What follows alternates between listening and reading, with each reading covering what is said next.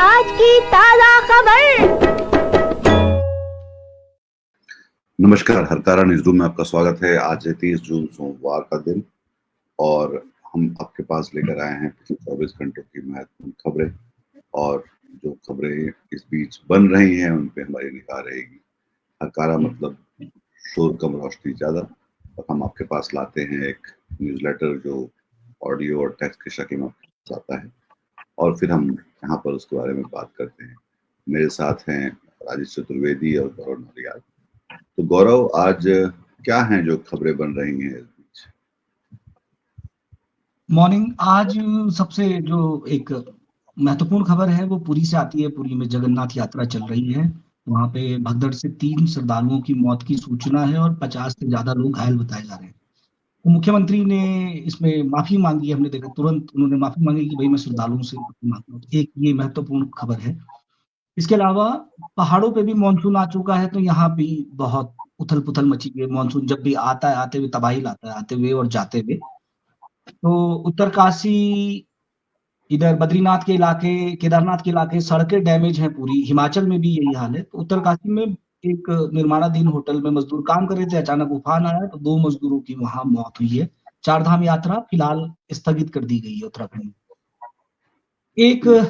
कल एक ऑपरेशन सिंदूर को लेके एक नौसेना अधिकारी ने बड़ा खुलासा किया। उन्होंने कहा कि हमें भारत सरकार ने सेना को पाकिस्तान के सैन्य ठिकानों पर हमले करने से रोका, जिसके चलते शुरुआती नुकसान भी हमें झेलना पड़ा और बाद में हमने अपनी स्ट्रेटेजी बदली। तो इस पर हम आगे बात करेंगे। एक बहुत दिनों से हम सोच रहे हैं कि मीडिया, राष्ट्रीय मीडिया या नेशनल मीडिया जो भी है हमारा मुख्य धारा का, वो कुछ भी कहकर निकल जा रहा है और कोई ना जवाबदेही तय हो रही है, ना जिम्मेदारी कि आप इन तथ्यों के आधार पर कह रहे हैं या कितनी गंभीरता से आप खबरों को परोस रहे हैं। इसी मामले में पुंछ पिछले दिनों जब भारत पाकिस्तान के बीच में तनाव चल रहा था, तो पुंछ के एक शिक्षक को टीवी पे आतंकवादी बनाकर बताकर पेश किया गया।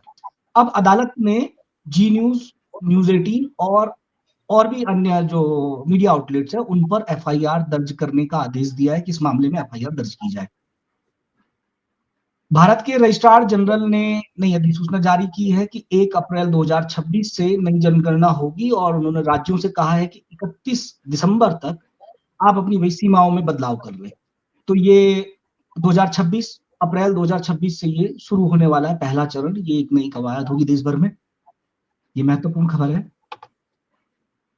अदानी साहब को लेके पिछले 1.5-2 महीने पहले खबर आई थी कि भाई अमेरिका में उन पर कार्रवाई की जा रही है। जो रिश्वतखोरी का भारत में मामला था, उस पे एसईसी, अमेरिका की एक बॉडी है, उसने भारत सरकार को समन भी भेजा है। अमेरिका से समन आया कि भाई अदानी जी को सौंपा जाए, लेकिन वो समन ही आज तक नहीं दिया गया है। तो एक ये खबर चर्चा में है। महाराष्ट्र में हिंदी को तीसरी भाषा के तौर पर शामिल किया गया था, लेकिन उसके बाद विवाद बढ़ा। इस बीच ये भी खबर आई कि ठाकरे बंधु दोनों साथ आ रहे हैं इस हिंदी और मराठी के बीच में जो लड़ाई छिड़ी है। अब खबर आ रही है कि तीसरी भाषा को बनाने का फैसला महाराष्ट्र सरकार ने फिलहाल स्थगित कर दिया है, वापस ले लिया है। बिहार में मतदाता सूची को लेकर गफलत अभी भी बनी हुई है, इस पे भी हम बात करने वाले हैं आज। आरबीआई, एक खबर आई है कि आरबीआई ने लोन के लिए भाई अपने दरवाजे खोले, इंटरेस्ट रेट वगैरह कम किए हैं और आसान बनाई है चीजें, लेकिन उसके बावजूद बाजार में निवेशक इतने उत्साहित नहीं दिख रहे हैं इसको लेके। एक कि भाई आरबीआई ने जो नई नई अपने जारी की है गाइडलाइन कि हम लोन को आसान बनाएंगे, उसके बावजूद भी निवेशक नहीं मिल पा रहे हैं। आकार पटेल का हमने आज विश्लेषण लिया है जनसंघ की उत्पत्ति पर, इस पे हम आगे चर्चा करेंगे। ईरान और अमेरिका के बीच अब नई किस्म की चूहे बिल्ली की दौड़ शुरू हो गई है। अब दौड़ इस बात को लेके है कि यूरेनियम गया कहाँ, क्योंकि सैटेलाइट इमेजेस में जब फोर्डो तबाह हुआ था उससे पहले बहुत सारे ट्रकों की लाइन फोर्डो के बाहर देखी गई थी। और ईरान से जो मॉनिटरिंग बॉडी है, न्यूक्लियर की मॉनिटरिंग बॉडी है इंटरनेशनल, उसने भी कहा था कि भाई आप हमले से पहले उन्हें बता दिया गया था कि आप भाई क्या कर रहे हो, अगर हमला होगा तो वहां विकिरण भी फैल सकता है अगर न्यूक्लियर प्लांट पे आपका हमला होता है। तो उन्होंने कहा था आप चिंता मत कीजिए, हम सुरक्षित कर लेंगे। तो अब ये कहा जा रहा है कि अब तो ये ढूंढना और भी मुश्किल है, क्योंकि आईएईए जो बॉडी है उससे बाहर हो गया ईरान। उसने बाहर कर दिया कि हम आपको कोई सूचना नहीं देंगे अपने परमाणु कार्यक्रम के बारे में। इस पे हम आगे बात करेंगे। रूस और यूक्रेन के बीच हमला लगातार जारी है। वहां पे F-16 क्रैश हुआ है और ये पिछले 4 सालों की लड़ाई में एक बड़ा नुकसान माना जा रहा है कि अब उनके जेट भी गिर रहे हैं, तो लड़ाई वहां लगातार बनी हुई है। प्राडा ने कोल्हापुरी ब्रांड का चप्पल को अपना ब्रांड बताकर बेचा और इसमें भारत में बहस छिड़ गई कि ये तो 1200 रुपए की चप्पल 70,000 रुपए की जो प्राडा बेच रहा है, और उसमें भी भारतीय कारीगरों को उन्होंने जो भाई उनके डिजाइन को उन्होंने अपना बताकर बेचा, जबकि ये भारतीय कारीगर 1200 सालों से भी पुरानी ये उनकी आर्ट फॉर्म है। तो इस पे हम आगे बात करेंगे। ये प्राडा का एक सैंडल स्कैंडल के नाम से चर्चा में है जी। मोटे तौर पे आज हमारे पास यही खबरें हैं।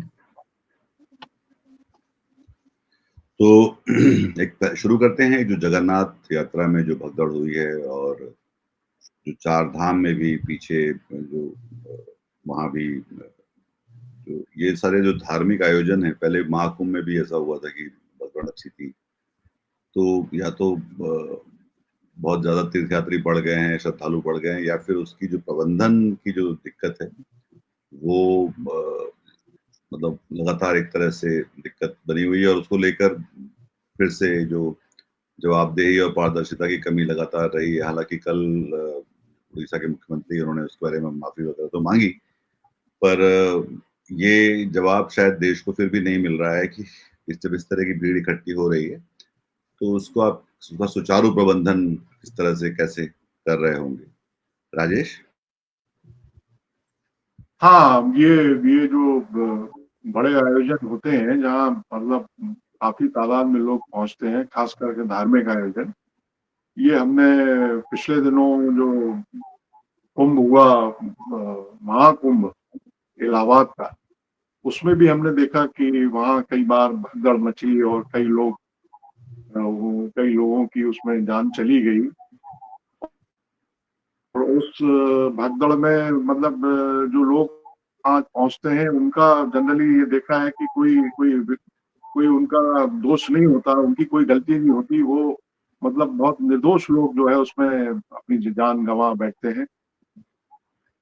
असल में क्या है कि ये जनसंख्या बढ़ती जा रही है, इसमें तो कोई शक नहीं है, और लोग भी उसी अनुपात में पहुंच रहे हैं इन धार्मिक आयोजनों में। जनसंख्या अगर बढ़ती जा रही है तो हमारे संसाधन भी बढ़ते जा रहे हैं, अमला भी बढ़ता जा रहा है, उसी अनुपात में चीजें हो रही हैं, तो फिर ये मैनेजमेंट क्यों नहीं हो पाता, ये मिसमैनेजमेंट क्यों होता है।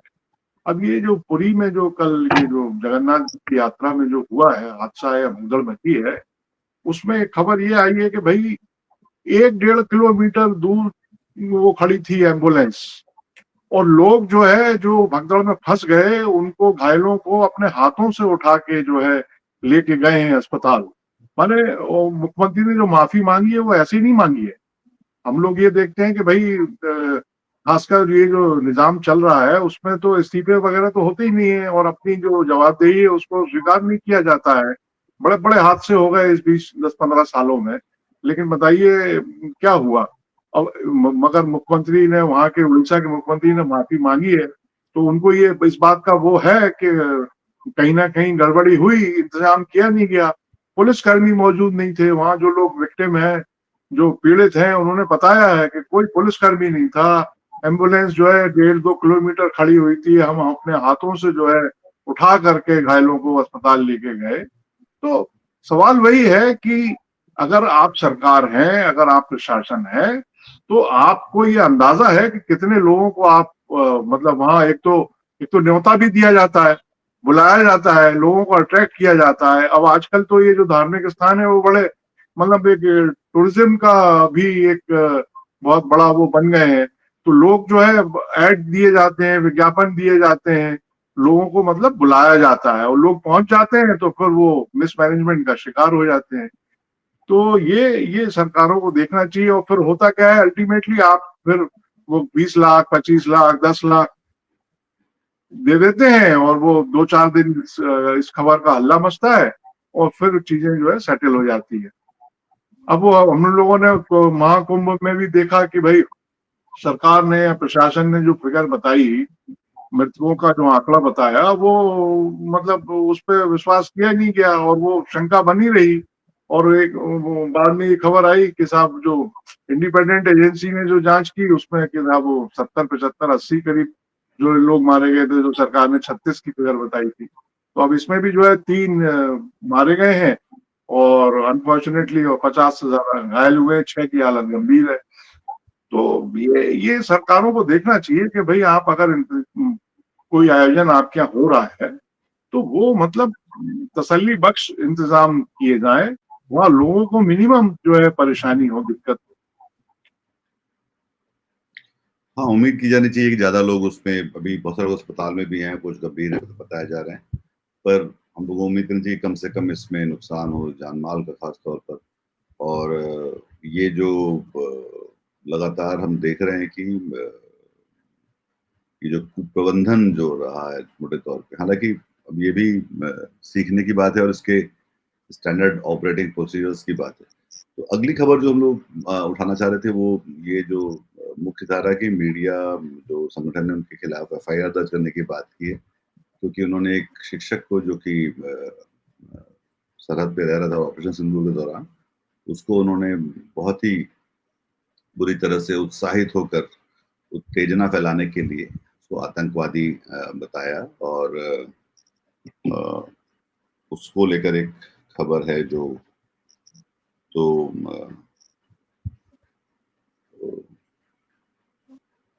इसमें एक मतलब इन्हें लश्कर ए तैयबा का आतंकवादी बता दिया गया था। और मजेदार बात ये थी, उस समय ये टीचर हैं और मदरसे में टीचर, और बच्चों के लिए ये राशन लेने के लिए गए थे जिस पर गोलीबारी में इनकी मौत हुई है। जी।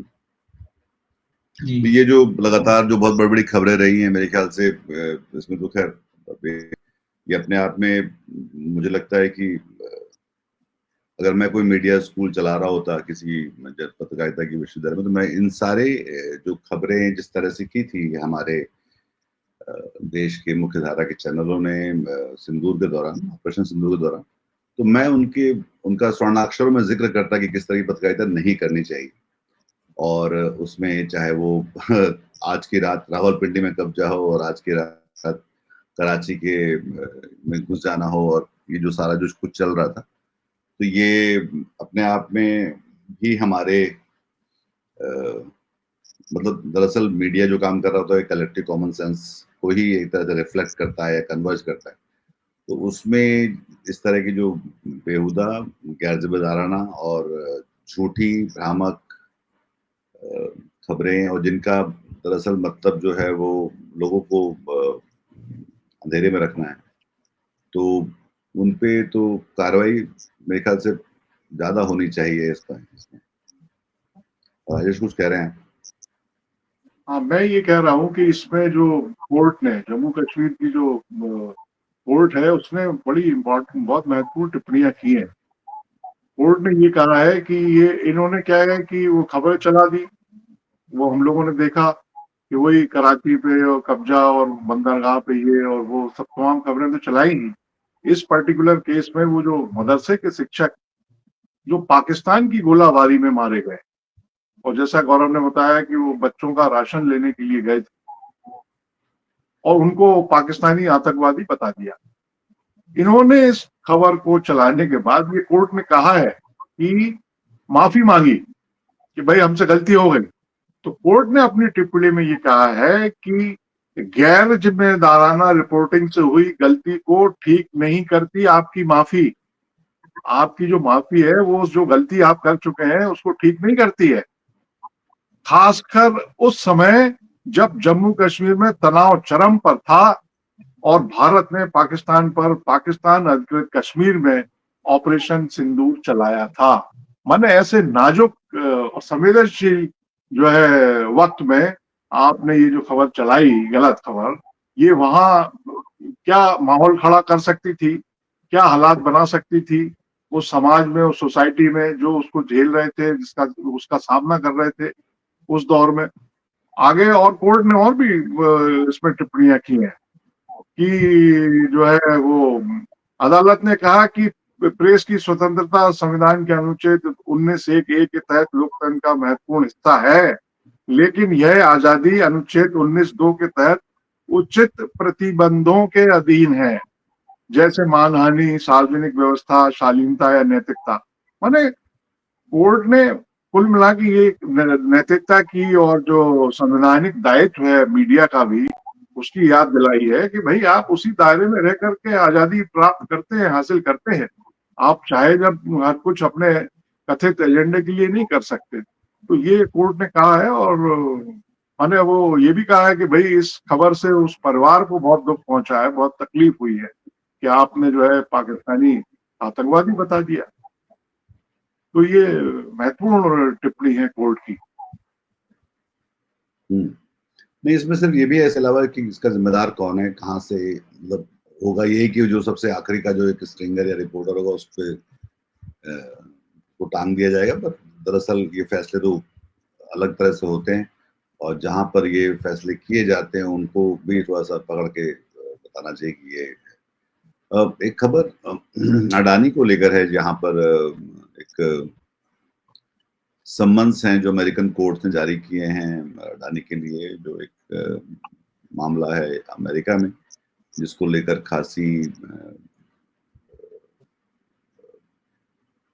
खासा विवाद और खासी चर्चा में थी वो। और अब वो मेरे ख्याल से एक महीने से कई महीने से पड़ा हुआ है जो सरकार के पास, और वो सम्मन, अमेरिका के सम्मन जो भारत सरकार को डिलीवर करने हैं गौतम अडानी और सागर अडानी के नाम पे जो है, तो वो अभी तक कर नहीं पाए। तो ये भी एक तरह का इंडिकेटर है, संकेतक है, जिसमें लगता है कि भारत सरकार जो है कुछ लोगों के प्रति खासा नरम रवैया अपनाती है। क्या है उसके 6 महीने से ज्यादा हुआ प्रोसीजर है इसमें।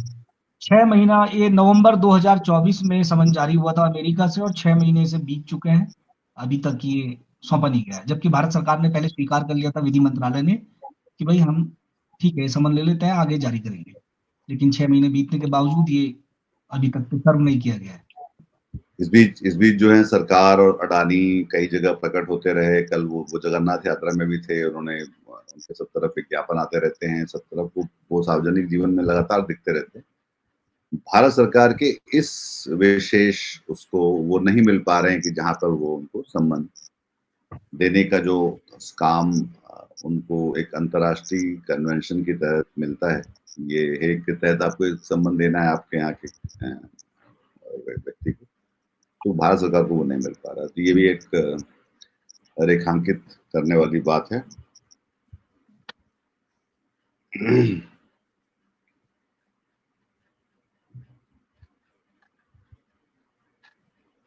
इसके अलावा महाराष्ट्र ने जो वहां पे बवाल हुआ हिंदी को तीसरी भाषा बनाने का, उसको लेकर वो फैसला वापस हो गया है। तो ये भी एक, और इस आने वाले हम लोगों ने कल परसों में कहा था कि दोनों ठाकरे बंधु आ रहे, तो महाराष्ट्र में एक तरह से चौथी टर्निंग हो रही है। और ये जो बिहार में जो नया एक शगुफा और हल्ला होने वाला है, काफी गंभीर, और इसके कई सारे मतलब निकलेंगे, जिसके बारे में वहां की जो मतदाता सूची को लेकर, तो इसमें हम लोग और भी कुछ विस्तार से और गहरे जाने की कोशिश करेंगे।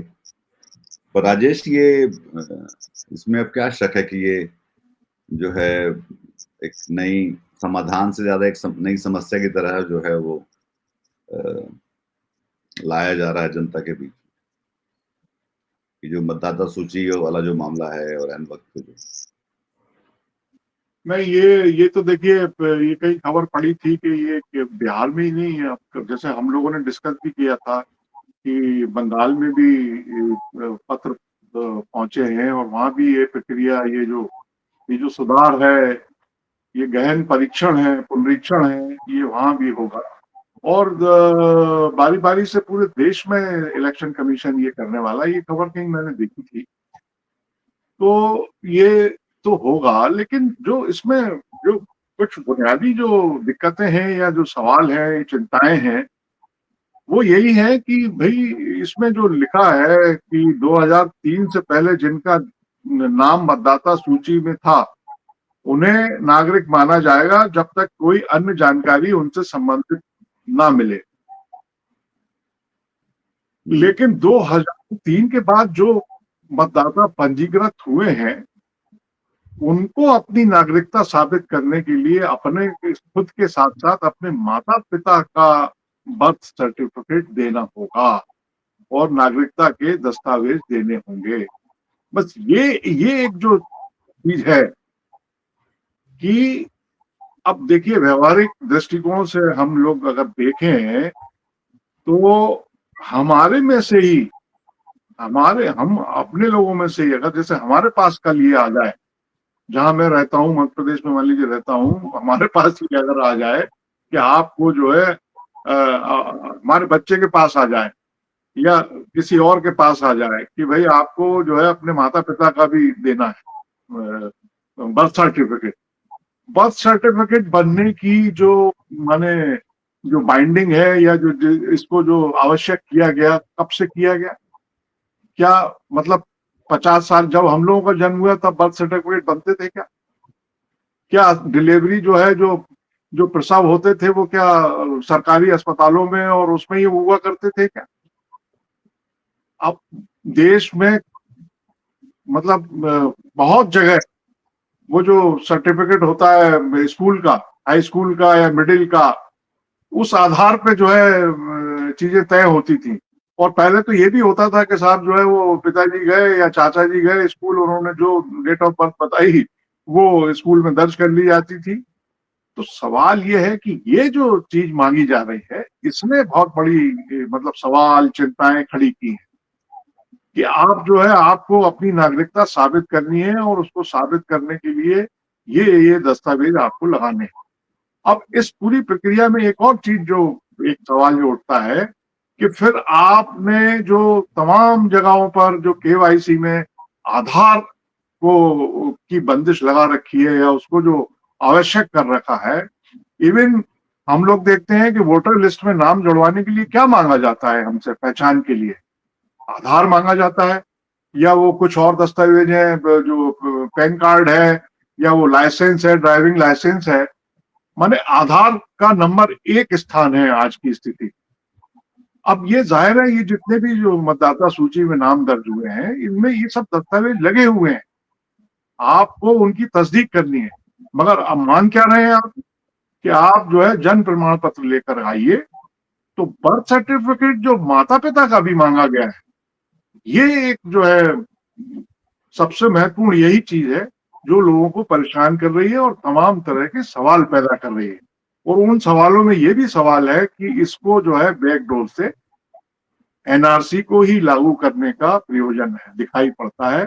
और यहाँ तक कहा गया है, ये तक आशंका व्यक्त की जा रही है कि इलेक्शन जो पोल बॉडी है, इलेक्शन कमीशन, उसको उसके जरिए या उसको एक टूल बना करके ये काम किया जा रहा है। और इस पूरी प्रक्रिया में जो गरीब गुरबे हैं, जो गांव में रहते हैं लोग, जिनको मतलब अब जैसे ये जो पूरा प्रोसेस ये बता रहे हैं कि साहब डिजिटल होगा, ये सारी चीजें 2 फॉर्म हम बनाए गए हैं और उसमें कई वो लोग पढ़ना नहीं जानते हैं, उनके पास दस्तावेज छोड़िए, गांव में दस्तावेज किसके पास होंगे? वो बर्थ सर्टिफिकेट बनते कितने लोगों के थे, अब वो मांगा गया है, तो इसलिए हैरान परेशान है।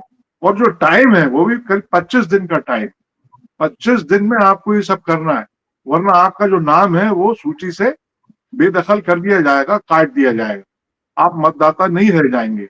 और करीब 3 करोड़ लोग हैं ऐसे, ये छोटी मोटी संख्या नहीं है। लगभग 8 करोड़ मतदाताओं में से 3 करोड़ लोगों पे ये जो नई जो शर्त है वो लागू हो रही है। 3 करोड़ लोग इससे प्रभावित होने वाले हैं, तो इसीलिए वहां जबरदस्त हलचल है। और वो 3 करोड़ लोग कौन है उसकी भी विवेचना की जा रही है, खासकर अपोजिशन की पार्टीज ये विवेचना कर रही हैं और ये मान के चल रही हैं कि उन 3 करोड़ लोगों में से भी उनका जो कोर एरिया है या जो उनका मतदाता है वो ज्यादा उस लपेटे में आ रहा है। इसलिए वहां, और मजेदार क्या है इसमें, मजेदार ये है कि जो एनडीए के जो घटक दल है, खासकर जैसे वो अभी नीतीश कुमार की इसमें कोई पार्टी की और ना नीतीश कुमार की कोई रिएक्शन देखने में आई नहीं है, मगर वो जो एनडीए के लोग हैं वो ये कह रहे हैं कि अब ये जो इनका विरोध है विपक्ष का, वो अपने आप में ये बता रहा है कि ये अगला चुनाव हारने वाले हैं और इसलिए ये छटपटा रहे हैं। ये तो बहुत अच्छा काम हो रहा है। तो पूरा पूरा जो सीन है वो पॉलिटिकल है और उस लिहाज से ही देखा जा रहा है। अब देखिए कि आगे क्या होता है। तो इसमें जो सबसे बड़ी जो मजेदार बात मेरे ख्याल से ये है कि इस तरह की जो सरकार जब शर्तें नियम लेकर लोगों के पास आती है तो दो चीजें होती है। एक तो ये कि आप लोकतंत्र में लोगों को शामिल करना चाहते हैं या उससे लोगों को बाहर करना चाहते हैं। तो क्लियरली ये चीज दिखता है साफ साफ कि इससे लोगों को आप प्रोत्साहित नहीं कर रहे कि वो लोकतंत्र के प्रक्रिया में शामिल हों, उनके लिए मुश्किलें पैदा करके। दूसरा जो सबसे बड़ा जो इसमें एक दिक्कत ये है कि आप उन सारी प्रक्रियाओं पे और अपने ही खुद के प्रमाणिक, जहाँ से आप प्रमाणित करते हैं कि लोग हैं, वो अस्तित्व में हैं, वो पढ़ने जा रहे हैं, वो राशन ले रहे हैं, वो बैंक में खाता खुलवा रहे हैं, वो उनका आधार कार्ड है, उनकी बाकी चीजें जहाँ भी वो जा रहे हैं। तो ऐसा करके आप दरअसल उस पर एक अपना ही एक अविश्वास प्रस्ताव लेके आ रहे हैं कि आपकी खुद की प्रक्रिया जो है वो इतनी लचर और अविश्वसनीय है कि उसके लिए आपको ऐन वक्त पे, और वो फिर दूसरी बात कि ये जो आपकी, अगर मान लेते हैं कि वो सब कुछ झूठा, गलत, भ्रामक और गड़बड़ है, तो उसकी सजा लोगों को आप क्यों दे रहे हैं कि वो साबित करें कि वो भारतीय हैं या नहीं है। दरअसल आप कहना ये चाह रहे हैं कि बिहार के 3 करोड़ लोग साबित करें कि वो भारतीय हैं, और आपने उनको शक के घेरे पे और आपने उनको कटघरे में खड़े करने की कोशिश की। तो ये लगातार चलता रहेगा मेरे ख्याल से, और ये हर जगह लड़ेगा कि जहाँ पे लोग चुनाव लड़े अपने प्रदेश के भविष्य के लिए, या वो अपने अतीत को लेकर जो है साबित करने में लगे कि भाई मेरा अतीत ये था और उसमें, और इसलिए मुझे भविष्य के लिए जो है मतदान की इजाजत मिली। तो ये खासतौर पे ये बहुत ही किसी बहुत कॉम्प्लेक्सिटी से निकली हुई चीज निकलती लगती है। इसके अलावा जो हमको कोल्हापुरी चप्पल के बारे में जरूर बात करनी चाहिए, क्योंकि ये गजब का एक है कि एक तरफ तो हम इसको मानते हैं कि एक्नॉलेजमेंट की तरह भी है कि भाई हम, हाँ, हमारी चप्पल को प्रादा भी जो है इस्तेमाल कर रहा है, पर उसमें पूंजीवाद की जो बाकी चीजें होती हैं तो उसमें उनको लेकर भी कई सारे इसमें बात की गई। गौरव,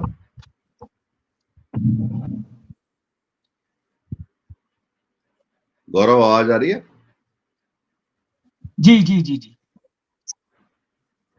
ये असल में इटली में एक फैशन रनवे था, वहां पे एक जोड़ी सैंडल प्राडा की तरफ से लग्जरी ब्रांड है, उसने रखी, तो उसने पूरे भारत में हलचल मचाई है वापस। अब हालांकि उन्होंने ये कहा है कि अभी भाई हमारे प्रारंभिक चरण में है, ये डिजाइन फाइनल है या नहीं है, या निश्चित नहीं है।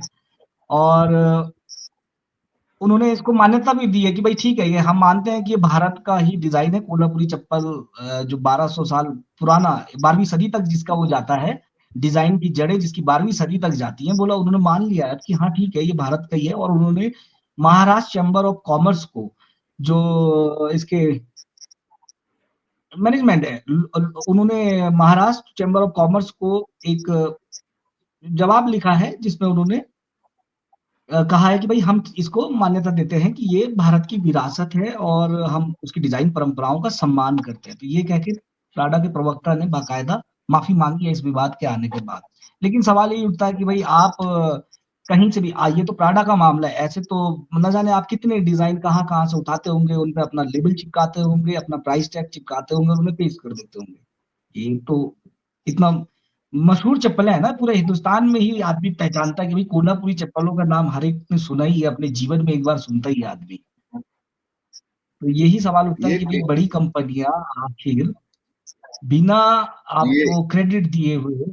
जी ये एक दिलचस्प, क्या बोलते हैं, मामला इसलिए क्योंकि जैसे मुझे लगता है कि ये भाई हमें कौन रोक रहा था कि हम प्रादा तक बन जाते। तो ये दोनों दोनों कई सारे इसके पक्ष हैं इस पूरे एक कोल्हापुरी चप्पल को लेकर। एक कि भाई भारत सरकार को या महाराष्ट्र को या वहां की क्राफ्ट काउंसिल को कौन रोक रहा था कि आप उसको दुनिया के नक्शे पे ले जाते, आप बड़ा खर्च कर लेते हो, आप नहीं कर पाए। ये मानना चाहिए कि आप नहीं कर पाए।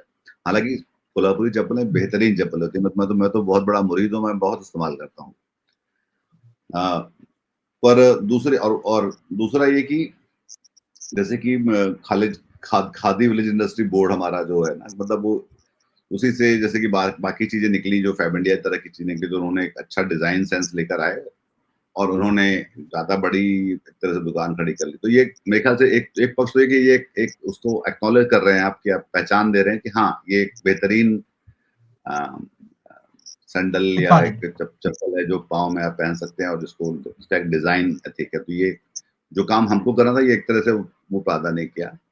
जो दूसरी बात ये है कि जो ये जब भी इस तरह की चीजें होती हैं, तो जो स्थानीय कारीगर है वो उसको क्या मिलता है, क्योंकि मैंने ये बहुत जगह पे देखा, क्योंकि मैं कहीं किसी और जगह पे इस तरह के काम देखता हूँ, करता हूँ, तो मुझे लगता है कि वो जो स्थानीय कारीगर है या उनमें जो लोग अगर कोई नवाचार या कोई नई चीज लेकर आ रहे हैं, तो उनको जो है इस बात की कोई सम्मान, पहचान या आर्थिक तौर पे फायदा नहीं मिल रहा होता।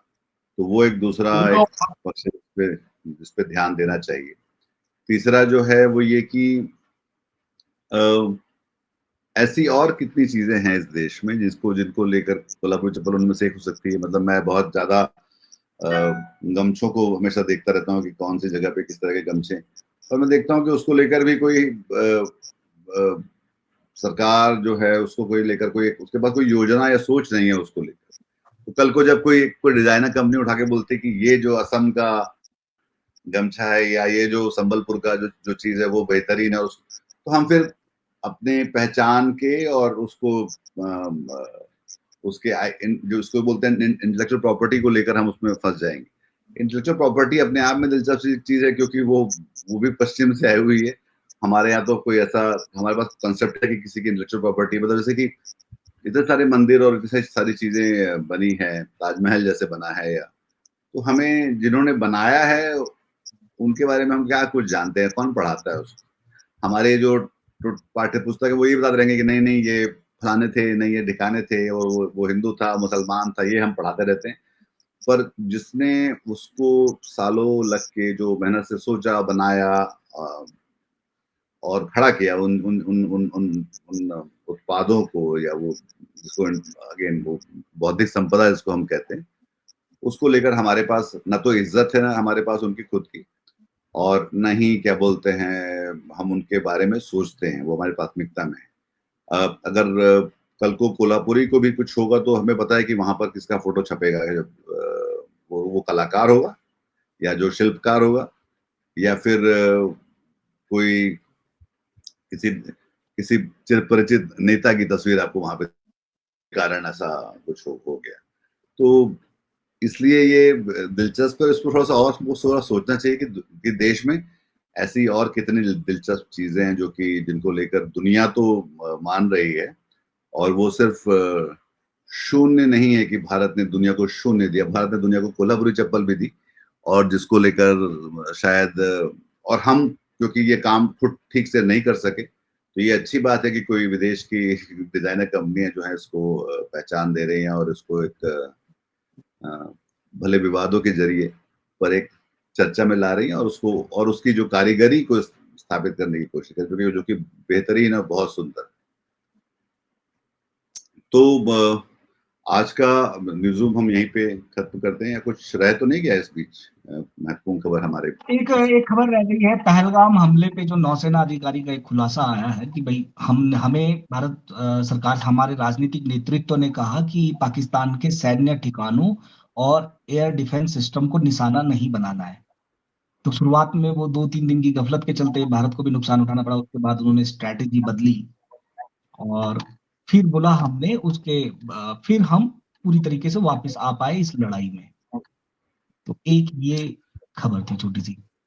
ये पहले भी आ चुका है कि भारत जो सीडीएस ने अपने इंटरव्यू में कहा था कि शुरू में ऐसा हुआ, पर फिर हमने तुरंत अपनी स्ट्रेटेजी बदली और फिर हम पलट के आए। ये सब स्थापित है, कोई नई उसमें बात उन्होंने नहीं कही, तो और वो शायद कह भी नहीं सकते थे बिना किसी उस स्थापित चीज। तो इसमें भारतीय दूतावास का आया तुरंत। भारतीय दूतावास ने इस बयान से, जैसे नौसेना अधिकारी का बयान आता है, तुरंत सफाई दी। तो बोला इस संदर्भ से हटकर है, वो तो ये बताना चाहते हैं कि हमारे सशस्त्र जो सीमा बल हैं वो लोकतांत्रिक राजनीतिक नेतृत्व के अधीन ही काम करते हैं। वो पाकिस्तान की तरह नहीं है कि अपना मन किया जहां बम गिराया गिराया। सेना वहां सब कुछ भारत में सेना सब अपने निर्णय नहीं ले सकती। तो बोला राजदूत आए और दूतावास ने ये सफाई फिर पेश की। जी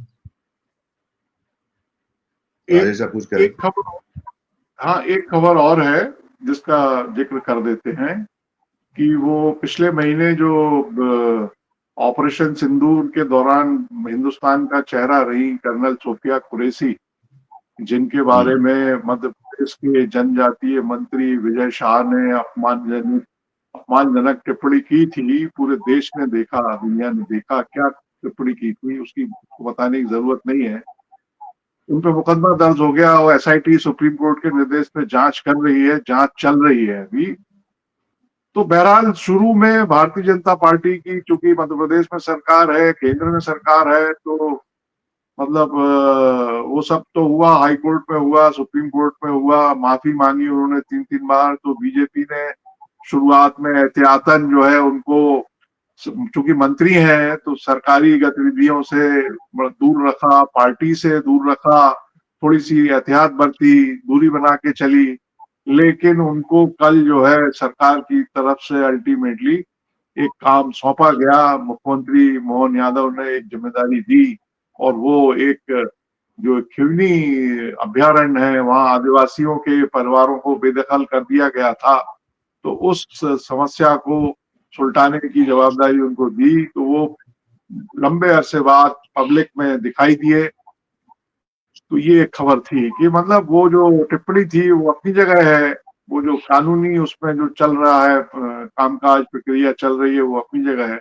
अब वो मेन स्ट्रीम में, मुख्य धारा में मंत्री जी उनकी वापसी हो गई है। एक खबर बताना, ये दिलचस्प है कि करीब करीब 9 करोड़ लोग रहते हैं मेरे ख्याल से मध्य प्रदेश में, और वो विजय शाह जो जिस महत्व जो और जरूरी और जो चीज अर्हताएं लेकर आते हैं सरकार के लिए, वो लगभग कोई भी और व्यक्ति इस लायक ही नहीं कि वो काम कर सके, जिसके लिए मुख्यमंत्री मोहन यादव को लगता है कि ये काम तो सिर्फ विजय शाह साहब ही कर सकते हैं और कोई कर ही नहीं सकता। और ये भारतीय जनता पार्टी उनको काम देकर सिर्फ ये नहीं बता रही कि वो दरअसल काम का तो पता नहीं कि काम हो उसमें होगा नहीं होगा, मुझे नहीं पता तरह का है, पर वो ये जरूर बताती है कि ये जो चाहे हमारे फौज के लोग हैं, चाहे वो अल्पसंख्यक हैं, चाहे वो महिलाएं हैं, चाहे वो हाई कोर्ट जो कह रहा है और चाहे जो सुप्रीम कोर्ट जो कह रहा है, वो उनके लिए मध्य प्रदेश सरकार के अंदर उसको कितना महत्व देना है, कितनी इज्जत देनी है, और वो ये बताना चाह रहे हैं कि भाई आपकी कोई वक़्त दरअसल है नहीं, क्योंकि विजय शाह के बिना हमारा काम नहीं चल सकता और उसके लिए हम इन सबको ताक पर रखने के लिए तैयार हैं। तो दरअसल ये जो विजय शाह से ज्यादा बड़ी बात जो है ये मोहन यादव के बारे में है कि वो विजय शाह के लिए किन किन चीजों को ताक पर रखने के लिए तैयार है, और ये उन्होंने दिखा दिया इस फैसले के जरिए। और ये शायद हम सबको जो इसको देखते हैं बदलते हुए भारत की चमकती हुई तस्वीर को, उनको थोड़ा ध्यान से इस बात को देखना चाहिए। तो आज ये बात हम यही खत्म करते हैं और कल फिर हाजिर होंगे हरकारा न्यूज़ रूम में, और हमारी निगाह बनी रहेगी जो बदलते हुए खबरें हैं और न्यूज़ साइकिल है उस पर। तो तब तक के लिए हमको इजाज़त दीजिए और हमारे साथ बने रहिए। अगर हमारे चैनल को लाइक करिए, सब्सक्राइब करिए और हम ख्याल लोगों के साथ साझा भी करिए। अपना ख्याल रखिए और नमस्कार। आज की ताजा खबर, आज की ताजा खबर, आज की ताजा खबर। आओ काका जी इधर, आओ मामा जी इधर, सुनो दुनिया की खबर।